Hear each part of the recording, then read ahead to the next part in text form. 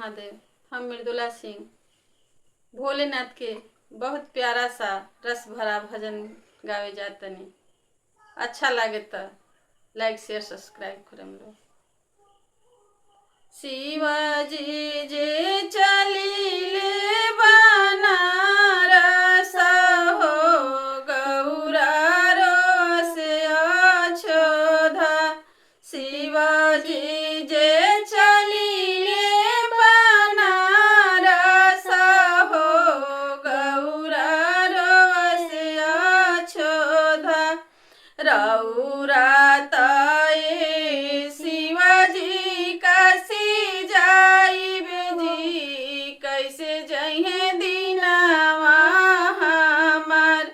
रौरा तये शिवाजी काशी जाइब जी, कैसे जइहे